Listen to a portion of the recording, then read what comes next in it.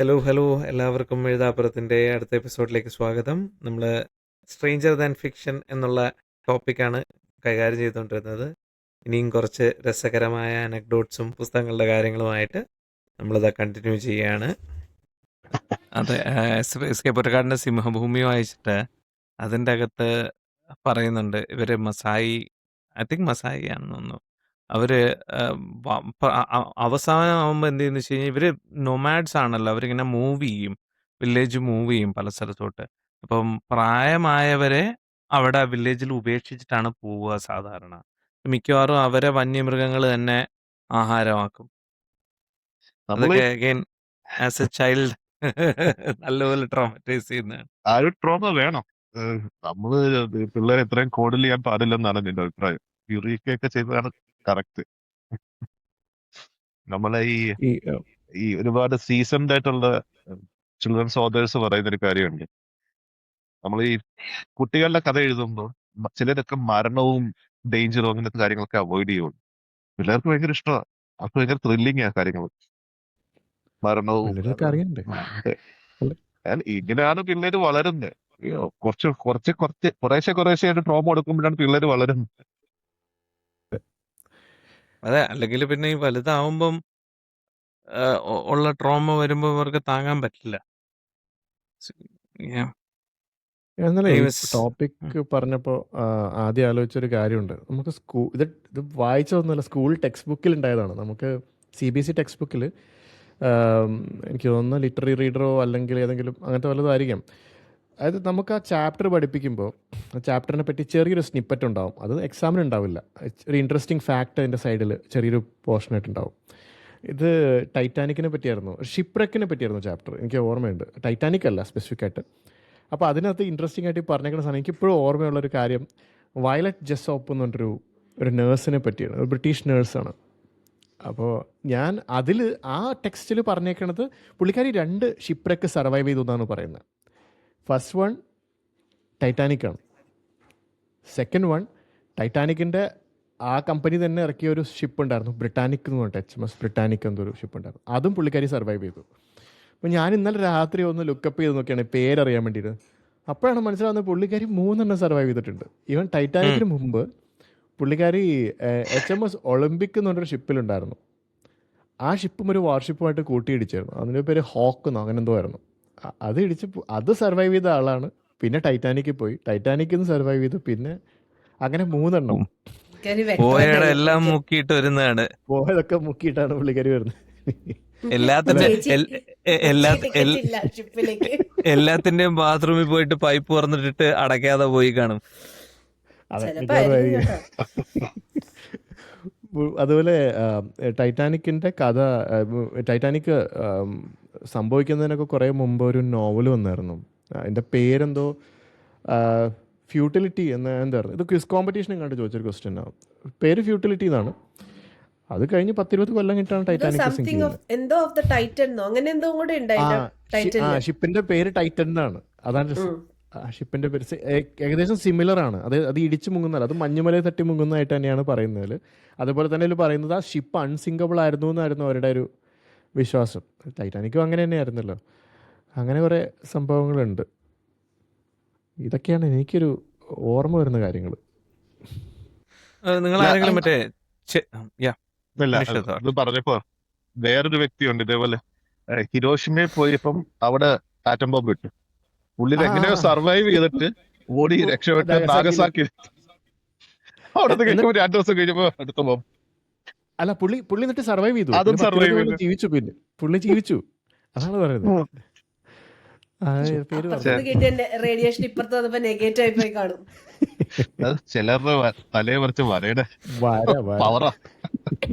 എനിക്ക് പക്ഷെ ഈ ഇതൊക്കെ കാണും, മറ്റേ ഫൈനൽ ഡെസ്റ്റിനേഷൻ എന്ന് പറഞ്ഞ മൂവി ഇതില്ലേ, അതിലെപ്പോഴും ഇങ്ങനെയാണല്ലോ.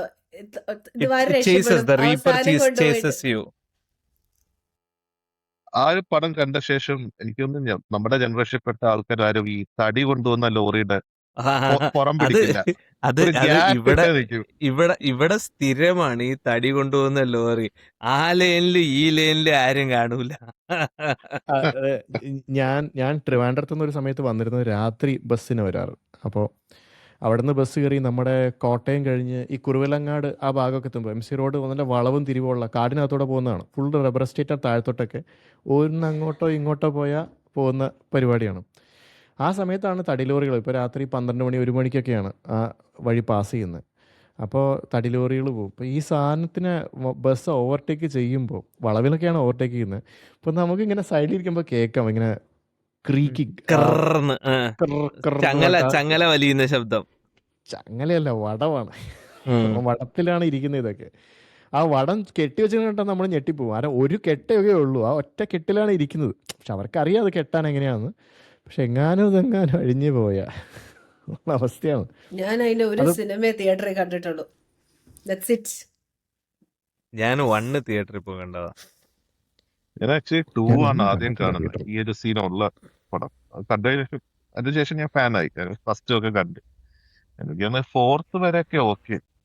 ശേഷം It gets repetitive. rapid. ഇതിലൊരു ഒരെണ്ണം ഇതില്ല, HBO. ആർക്കും പക്ഷെ നല്ലത് പക്ഷെ സംഭവിക്കാൻ ഫൈനൽ പോണില്ല. വൺ, ഈ ഫൈനലിൽ തൊട്ട് മുമ്പുള്ള പടം നല്ലതായിരുന്നു. കാരണം ഫൈനലിൽ തൊട്ട് അതെല്ലാം മുൻ കൂടി കൂട്ടിക്കെട്ടുന്നൊരു പടം ഉണ്ടായിരുന്നു. അതായത് നിങ്ങൾ ഫസ്റ്റ് പടം ഓർമ്മയുണ്ടെങ്കിൽ അതിൽ ആ പ്ലെയിനിൽ നിന്ന് ഇറങ്ങാൻ ഒരുത്തം കിടന്ന് പ്രശ്നം ഉണ്ടാക്കി അവരെയാണ് ആ, ആ. റീപ്പർ പുറകെ വരുന്നത്. കറക്റ്റ്. ഇതില് ഇവരെല്ലാരും കൂടി ഒരു പ്ലെയിനിൽ കയറും എല്ലാം കഴിഞ്ഞിട്ട്. ലാസ്റ്റ് അപ്പോഴാണ് അവന്മാരവിടെ പ്രശ്നം ഉണ്ടാക്കുന്നവരെ കാണുന്നത്. അപ്പോഴാണ് നമുക്ക് മനസ്സിലായത് ആദ്യത്തെ ഇതുമായിട്ടുള്ള പ്രീക്വൽ പ്രീക്വൽ ആണെന്ന് അപ്പോഴാണ് മനസ്സിലാവുന്നത്. പ്രീക്വലായിരുന്നു. പ്രീക്വലാണെന്ന് അപ്പോഴാണ് മനസ്സിലാവുന്നത്. പിന്നെ രക്ഷപ്പെടാൻ മാർഗമില്ല. അതെ, ഇറ്റ്സ് എ വെരി ആ വെരി സിനിമ കണ്ട ഒരു റോട്ടിലും പോകാൻ പറ്റില്ല, ഫ്ലൈറ്റിലും പോകാൻ പറ്റില്ല.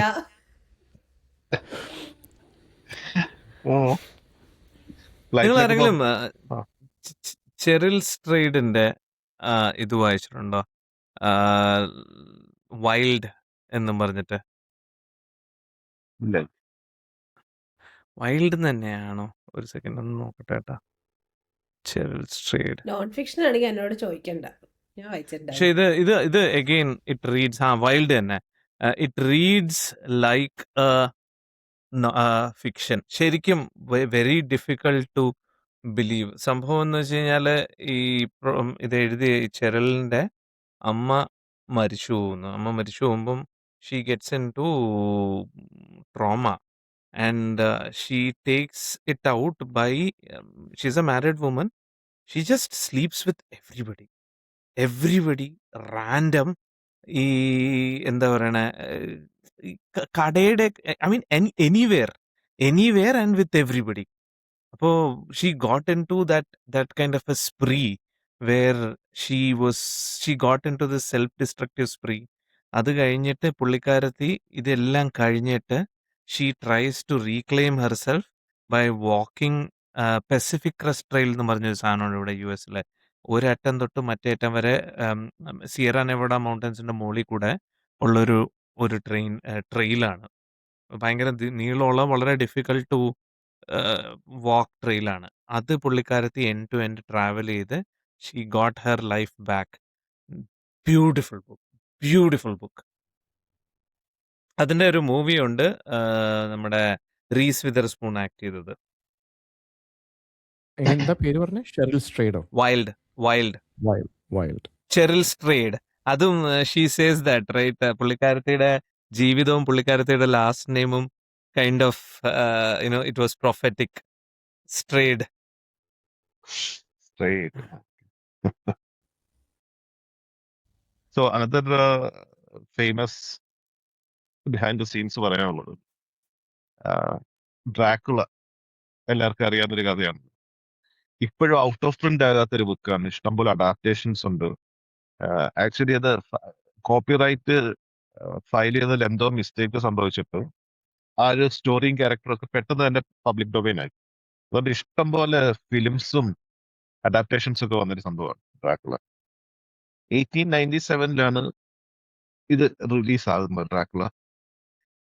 അത് മാത്രമല്ല ബ്രാം സ്റ്റോക്കർ എന്ന് പറഞ്ഞ അബ്രാം സ്റ്റോക്കർ പുള്ളി എഴുതിയ ശേഷം പുള്ളി അങ്ങനെ സക്സസ്ഫുൾ ഒന്നും ആയില്ല. നമ്മൾ നേരത്തെ ഹെർമൻ മെർവിലിന്റെ കാര്യം പറഞ്ഞ പോലെ പുള്ളിയുടെ ലൈഫ് ടൈമിൽ അത് വലിയ സക്സസ് ആകില്ല. അതിന് ശേഷമാണ് ഇത് കുറച്ച് പച്ച പിടിച്ചു വരുന്നത്.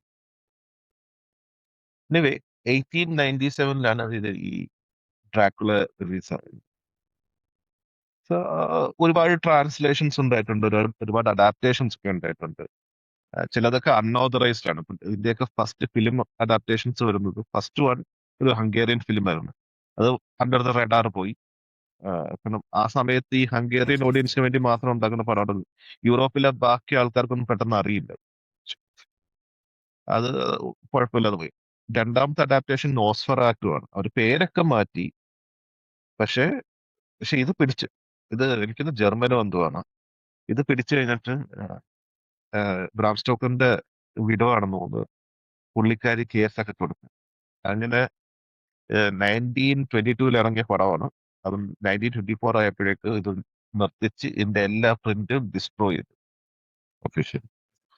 പക്ഷെ സർവൈവിംഗ് പ്രിന്റ്സ് ഉണ്ട്. ഇന്നത് മാസ്റ്റർ പീസ് ഒക്കെ കണക്കാക്കുന്ന. ഇന്ന് അതിന്റെ റീമേക്ക് ഇറങ്ങിയിട്ടുണ്ട്. അതിനെ ബേസ് ചെയ്തുകൊണ്ട്, ആ ഫിലിം ഷൂട്ടിങ്ങിനെ ബേസ് ചെയ്തുകൊണ്ട് ഒരു സിനിമയൊക്കെ ഇറങ്ങിയിട്ടുണ്ട്. 2000 വില്യം ഡാഫ് ഒക്കെ ഉള്ള ഫിലിമുണ്ട്, ജോൺ മാൽക്കോവിച്ച് ഒക്കെ ഉണ്ട്. അതിന്റെ പേര് കിട്ടുന്നില്ല. Anyway, story I want to tell about is, ഈ നേരത്തെ ഈ സിനിമയുടെ കാര്യം പറഞ്ഞല്ലോ, ഓരോരോ ലോക്കൽ ലാംഗ്വേജസിൽ പബ്ലിഷ് ചെയ്യുന്ന സിനിമ വെളിയിലോട്ട് അങ്ങനെ അറിയാനൊന്നും പോകുന്നില്ല. So somewhere in 80s, people discovered you know version of Dracula in Iceland. 1980s. അപ്പൊ ഇത് കുറച്ച് ഡിഫറെന്റ് ആണ് ഈ ഐസ്ലൻഡ് ഇറങ്ങിയ book. Difference in the sense, this is supposedly based on an earlier draft version of Dracula. It's so different from that. ഇതിൽ ഒരുപാട് വ്യത്യാസങ്ങളുണ്ട്. ഇപ്പം ഡ്രാക്കുളയ്ക്ക് നമ്മൾ ബ്രാം സ്റ്റോക്കറിന്റെ ഡ്രാക്കുളയ്ക്ക് എത്താണെങ്കിൽ ഡ്രാക്കുളയ്ക്ക് ഷേപ്പ് ഷിഫ്റ്റിംഗ് പവേഴ്സ് ഉണ്ട്, ഭയങ്കര വാമ്പയറിസത്തിന്റെ എല്ലാ ലക്ഷണമൊക്കെ ഉണ്ട്. ഇതില് Dracula is more like A cult leader. പുള്ളിക്കാരന് സ്വന്തമായിട്ട് സ്ലേവ്സ് ഉണ്ട്, കുരങ്ങന്മാരെ പോലെ കുറെ മനുഷ്യർ, അങ്ങനത്തെ കുറെ ശിങ്കടികളുണ്ട്. ആൻഡ് ഈ രാത്രിയാകുമ്പോ നമ്മുടെ ഇങ്ങനെ ഉണ്ടല്ലോ, നമ്മുടെ ജോണതൻ ഹോക്കർ, എന്തായിരുന്നു, Harker, Harker, right? ജോണത്തൻ Harker. Harker. ഇതിനകത്ത് തോമസ് ഹാർക്കർ എന്നാണ് പേര്. പുള്ളി ഈ കൊട്ടാരത്തിൽ രാത്രി അന്വേഷിച്ച് നടക്കുമ്പോൾ ഡ്രാക്കുലാസ് ബ്രൈഡ്സിന് പകരം ഒരു സിംഗിൾ ബ്രൈഡിനെ കാണത്തുള്ളൂ, ജോസഫി എന്ന് പറഞ്ഞു. And he almost falls in love with. കൊട്ടാരത്തിനകത്ത് രാത്രി ബ്ലാക്ക് മാസും റിച്വൽ സാക്രിഫൈസ് ഒക്കെ നടക്കുന്നു. Story is very very different.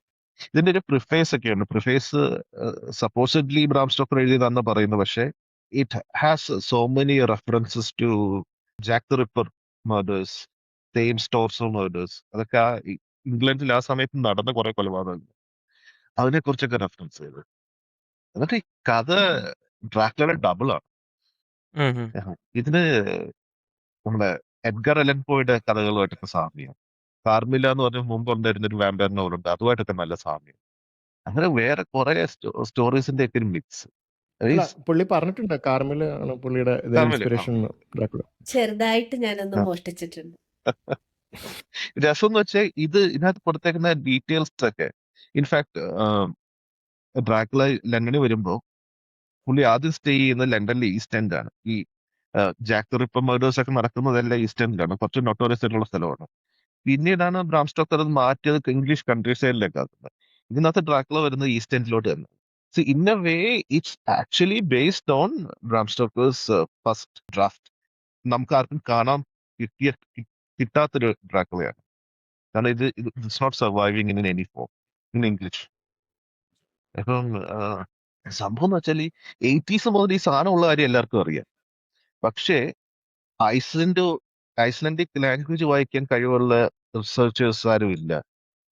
Iceland language ഇത് വായിച്ച ആൾക്കാർ ഇതിന്റെ ഇമ്പോർട്ട് സിഗ്നിഫിക്കൻസ്, ഇതിന്റെ ഡിഫറൻസ് ചിലർക്കൊക്കെ മനസ്സിലായി. ഇംഗ്ലീഷുമായിട്ട് നല്ല വ്യത്യാസം ഉണ്ടല്ലോ എന്ന് വിചാരിച്ചു. പക്ഷെ they didn't pay that much attention. 80s അവസാനമൊക്കെ ആകുമ്പോഴാണ് ഇത് ശരിക്കും ക്ലിക്ക് ആകുന്നത്. ആൾക്കാർക്ക് ആദ്യമായിട്ട് ഡ്രാക്കുള സ്റ്റഡീസ് എന്ന് തന്നെ ഒരു വിഷയമൊക്കെ, സബ്ജക്ട് ഒക്കെ ഉണ്ട് നമ്മുടെ വെസ്റ്റേൺ കൺട്രീസിൽ. അതിന്റെ പണ്ഡിതന്മാരൊക്കെ വന്ന് പിന്നെ കാര്യമായിട്ട് അന്വേഷിക്കുന്ന അപ്പോഴാണ് അത് അന്വേഷിച്ചു. ഇതില് അപ്പൊ ഡ്രാക്കുള വാമ്പയർ അല്ല.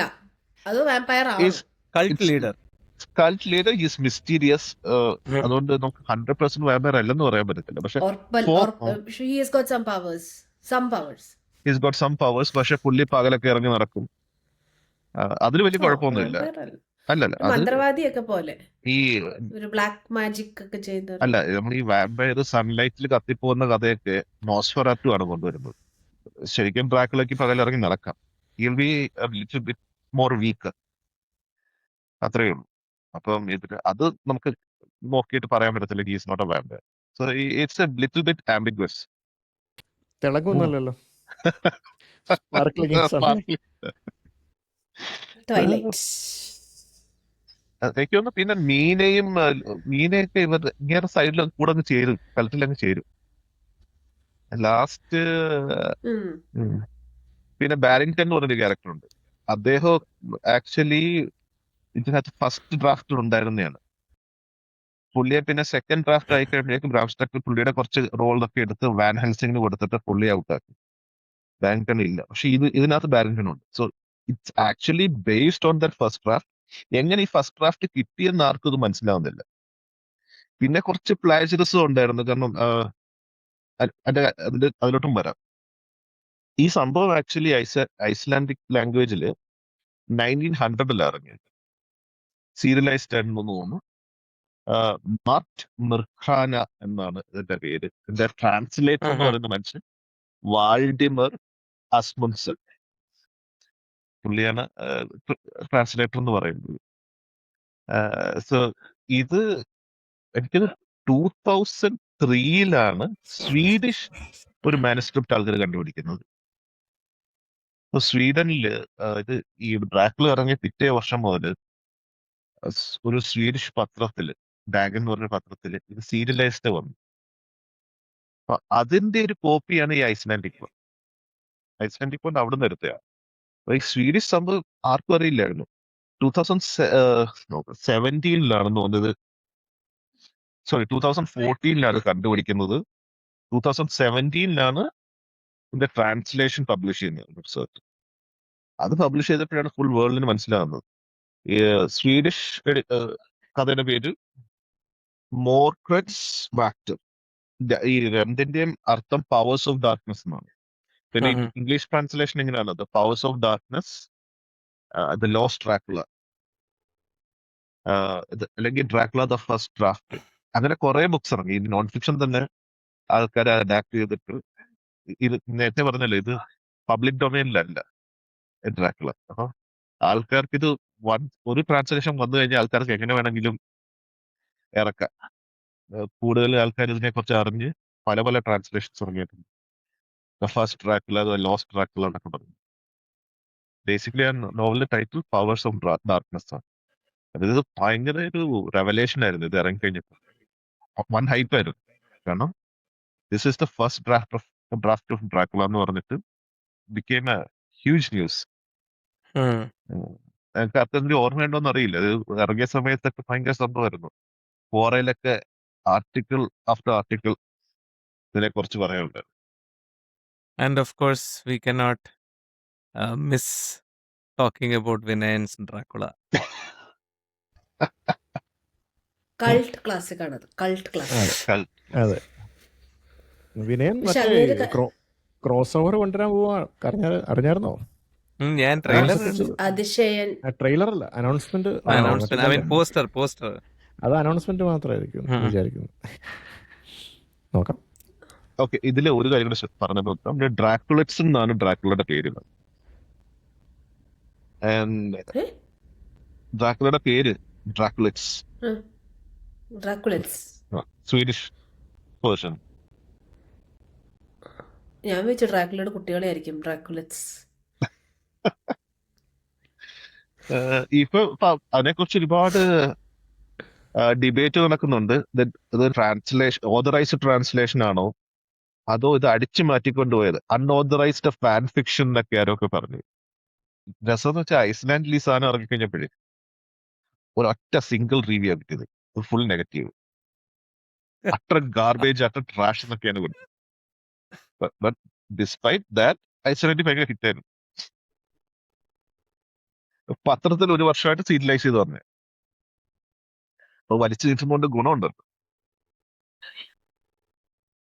ആൾക്കാർക്ക് മനസ്സിലാത്ത ഇതാണ്, it had so many things that were in his first draft. പക്ഷെ ഇത് ഇയാളുമായിട്ട് എങ്ങനെ കോണ്ടാക്റ്റിൽ വന്നു എന്ന് വ്യക്തമായിട്ട് ഇവർക്ക് അറിയില്ല. പിന്നെ പ്രിഫേസ്, ബ്രാം സ്റ്റോക്കർ എഴുതിയ പ്രിഫേസ് എന്ന് പറയുന്നത് could be it's a good chance it's a forgery, അങ്ങനെയൊക്കെയുണ്ട്. Debate is ongoing.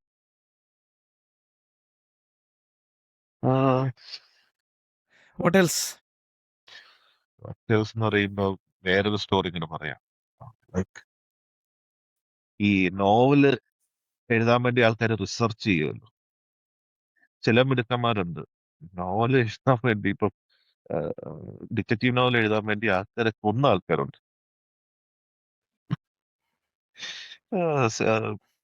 So some real life cases. Richard Klinghammer 91 പുള്ളിയുടെ വൈഫ് മിസ്സിംഗ് ആയതാണ്. A Dutch guy. ആൻഡ് 92 പുള്ളിയുടെ മാനുസ്ക്രിപ്റ്റും കൊണ്ടുവരും. വെനസ്ഡേ മിൻസ്ഡ് മീറ്റ് ഡേ, അതാണ് മാനുസ്ക്രിപ്റ്റിന്റെ full പേര്. പബ്ലിഷിന് കൊടുത്തു. ബേസിക്കലി അതിനകത്ത് ഒരാള് പുള്ളിയുടെ വൈഫിനെ കൊല്ലാനുള്ള 7 ways ആണ് ഡിസ്ക്രൈബ് ചെയ്തത്. പബ്ലിഷർ അത് വായിച്ചിട്ട് ദിസ് ഇസ് ടു വയലന്റ് എന്ന് പറഞ്ഞ് പുള്ളി റിജക്ട് ചെയ്തു. റിജക്ട് ചെയ്തെങ്കിലും ഇതിലൊരു അണ്ടർഗ്രൗണ്ട് ലിറ്ററേച്ചർ സർക്കിളിൽ ഇത് ഭയങ്കര ഹിറ്റായി. മാനുസ്ക്രിപ്റ്റ് ലീക്ക് ആയിട്ട് ഭയങ്കര ഹിറ്റായി. അപ്പൊ അവരുടെ പാർട്ടി സർക്യൂട്ടിലൊക്കെ പുള്ളിയെ വിളിക്കാൻ തുടങ്ങി. ഈ ബിക്കം എ മൈനർ സെലിബ്രിറ്റി. കുറെ വർഷം കഴിഞ്ഞ് പുള്ളി വീടൊക്കെ അങ്ങ് വിറ്റിട്ട് പോയി. ഒരു 2000 10-9 വർഷം കഴിഞ്ഞിട്ട് ഈ വീട്ടില് പുതിയ ആൾക്കാർ വന്നു. അവരവിടുത്തെ ഗാർഡൻ ഷെഡൊക്കെ ഒന്ന് റീവാമ്പ് ചെയ്താലോ എന്ന് വിചാരിച്ചിട്ട്, അല്ല തറ കോൺക്രീറ്റ് തറയുണ്ട്, അത് അപ്പൊ കുഴിച്ചു പോകും.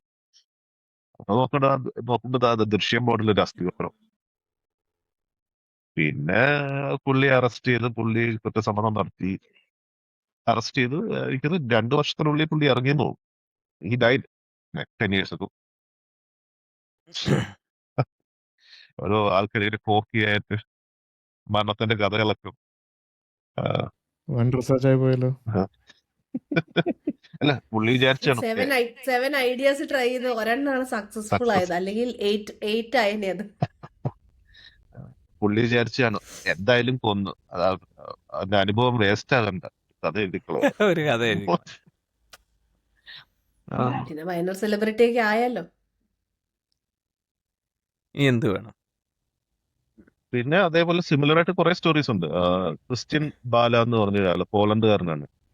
പുള്ളി അമോക്ക് എന്ന് പറഞ്ഞ ബുക്ക് എഴുതിയ 2003.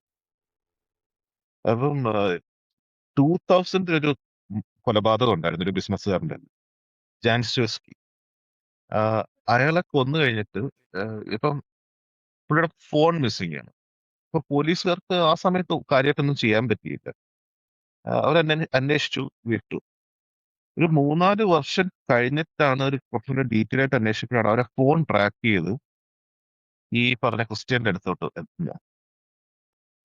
എത്തിക്കഴിഞ്ഞപ്പം അവരവരെ അങ്ങനെ ചോദ്യം ചെയ്തു. അപ്പൊ പുള്ളിയുടെ ആ സമയമായപ്പോഴേക്ക് പുള്ളി ബുക്കൊക്കെ എഴുതി കഴിഞ്ഞു. അവരാ ബുക്ക് എടുത്ത് നോക്കിയപ്പോൾ ഒരു മേർഡർ ഉണ്ടാകും. അതിനകത്ത് അത് ഭയങ്കര ഡീറ്റെയിൽ ആയിട്ടാണ് കൊടുത്തേക്കുന്നത്. ഡീറ്റെയിൽ എന്ന് വെച്ചാൽ ഈ 2000 നടന്ന മരണത്തിന്റെ അവർ പോലീസ് പുറത്തു വിടാത്ത കുറെ ഡീറ്റെയിൽസ് ഉണ്ട്. പലപ്പോഴും ഈ ഇതുപോലത്തെ ഇൻവെസ്റ്റിഗേഷനിൽ എല്ലാ ഡീറ്റെയിൽസും ഒന്നും പബ്ലിക്കിലേക്ക് വിട്ടുകൊടുക്കത്തില്ല. കാരണം കൺഫെഷൻ സമയത്ത് ഫോൾസ് കൺഫെഷൻസ് ഒഴിവാക്കാൻ വേണ്ടിയിട്ടാണ്. ചില വട്ടന്മാരുണ്ട് ഈ ന്യൂസിൽ നിന്നൊക്കെ അതിനെ കുറിച്ചുള്ള ഡീറ്റെയിൽസ് പിക്ക് ചെയ്തിട്ട് ഞാനാ ചെയ്തെന്നും പറഞ്ഞുകൊണ്ട് പോയി അങ്ങ് കേൾക്കും. മാനസിക പ്രശ്നമുള്ളവർ അല്ലെങ്കിൽ ഈ അറ്റൻഷനൊക്കെ സീക്ക് ചെയ്ത് ആൾക്കാരുണ്ടാവും. അപ്പൊ അത് അവോയ്ഡ് ചെയ്യാൻ വേണ്ടിയാണ് ഫുൾ ഡീറ്റെയിൽസ് കൊടുക്കാത്തത്. ഇപ്പൊ പോലീസുകാർ പബ്ലിക്കിൽ വിടാത്ത കുറെ ഡീറ്റെയിൽസ് ഒക്കെ ഈ ഒരു സ്റ്റോറിക്കകത്തുണ്ട്. അവര് നേരിലെത്തിയത് ആ ഫോൺ ട്രാക്ക് ചെയ്തതാണ്. കുറച്ചും കൂടെ വിശദമായിട്ട് അന്വേഷിച്ചപ്പോ നേരിട്ട് എക്സ് വൈഫ് ഒരിക്കലെങ്ങാണ്ട് ഈ ബിസിനസ്മാനായിട്ട് ഡേറ്റിന് പോയിരുന്നു.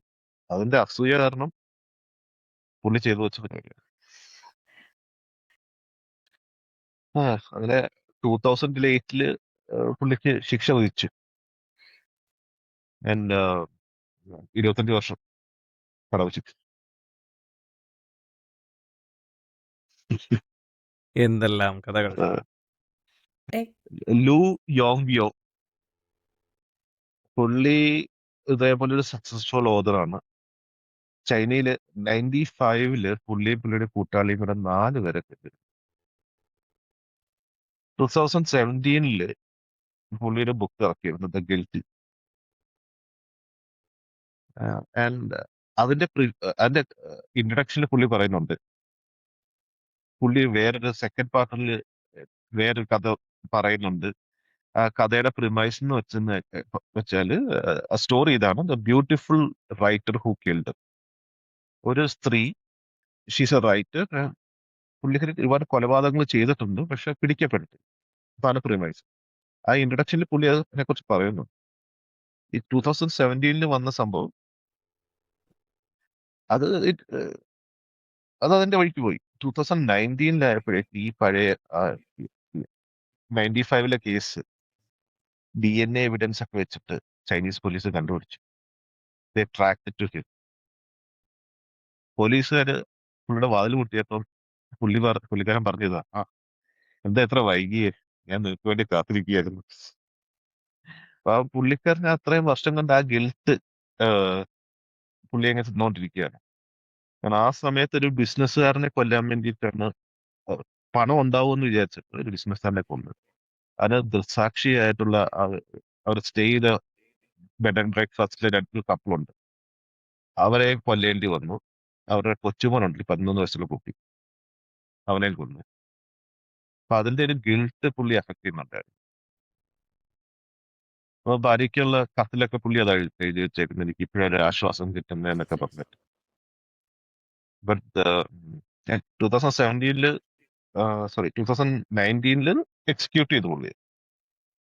പക്ഷേ ഇതാണ് audacity to include details of a murder or some way suggest that in their upcoming novels. I think it's also പുള്ളിക്ക് അതൊരു ഗിൽട്ട് എവിടെയെങ്കിലും എഴുതി Mm. തീർക്കുക എന്നുള്ളത് കൺഫെഷൻ പോലെയും ആവാം അത് ഫോർ Maybe. ഹിം. Mm. ഈ പെർട്ടിക്കുലർ ആള് not because he was being cocky, പക്ഷെ അതൊരു ഒരു തരത്തിലുള്ളൊരു ഇതുമായിരിക്കാം. സ്റ്റിഗ്ലാർസന്റെ മറ്റേ Mm. Girl with dragon tattoo, അതിനൊരു ഇൻസൈറ്റിംഗ് ഇൻസിഡന്റ് ഉണ്ട്. അതെ. പുള്ളി ഒരു ഉം. പെൺകുട്ടിയുടെ ഒരു റേപ്പ് തടയാൻ പുള്ളിക്ക് പറ്റാത്തതിന്റെ ഗിൽറ്റ് വെച്ചിട്ട് എഴുതിയെന്നാണ് പറയുന്നത് തുടങ്ങിയത്.